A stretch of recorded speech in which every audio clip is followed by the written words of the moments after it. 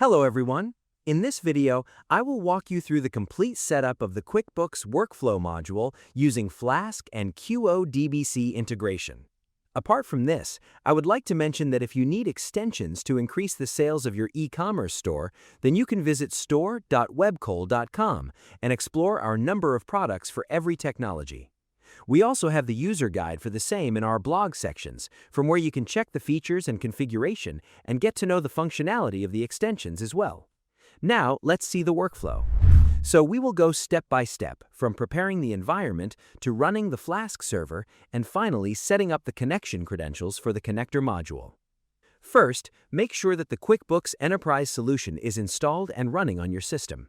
Also, ensure that the QuickBooks ODBC server is properly installed and active. These services are mandatory because they allow the external application to communicate with QuickBooks data. Next, go to the File Manager and copy the WKODBC module from your main project directory. Copy the module from here. Now go back to the folder, create a new folder for your Flask project, and paste the module inside it. I have already created the Flask folder. Just open it and paste the module here. This module contains the required code for integrating QuickBooks with Flask. Now, open Windows PowerShell and navigate to your Flask project folder using the cd command. Once you're inside the folder, create a virtual environment. Now, we have to install the required libraries by running the following commands: pip install Flask, pip install PyODBC, and lastly, pip install. Now all three libraries are installed. Next, navigate to the WKODBC folder by running the cd command. Start the Flask server by running the final command with the host parameter. Now the credentials are created. Just copy the URL. Make sure the URL is publicly accessible. Now open the Odoo backend. Go to Connections and create a new connection. Enter the connection name. I'm entering QuickBook Demo. Now enter the URL that we just copied. Paste the URL here, and after the URL, add WKQODBC followed by another /. Now save the details and click on Test Connection. Click Continue. When you click on Test Connection, a confirmation pop-up appears on the connector side. Simply confirm it to proceed. The connection is now created. You can clearly see that the connection has been created successfully. Now that we have successfully established the connection between both platforms, we can proceed with the configuration setup. In this section, we will configure taxes, payment terms, and payment methods. Before importing the data, let's first verify the current status from the Quick Data section. Here, you can see the tax code is empty. The payment terms are also empty, and the payment methods are empty as well.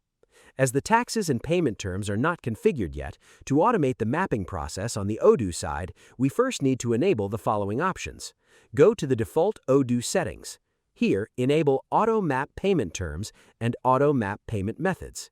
By enabling these settings, the mapping for payment terms and payment methods will be automatically created in Odoo during the import process.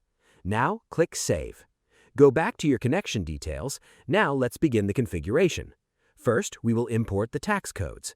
Just click on Import QuickBooks Tax Codes. The tax codes have been imported successfully. For now, only the sales taxes are imported successfully. Next, import the payment terms. The payment terms have been imported successfully. Finally, import the payment methods. The import process is now completed. Now we can verify the mappings. Let's open the Mapping section. Here, you can see that the payment terms have been imported and mapped with Odoo. The same applies to the payment methods. Here you can also see the tax codes, payment terms, and payment methods. Now we have to configure the QuickBooks account settings. For that, we first need to import the accounts. At the moment, no account mappings are present. To import the accounts, go to the Desktop Connector and click on Import. Select Account. You can apply a limit of up to 2,000 records. Here, I'm selecting 10. Now click on QuickBooks Account Settings. Here, configure the QuickBooks Income account. Search for the Income account and select any one of the available income accounts.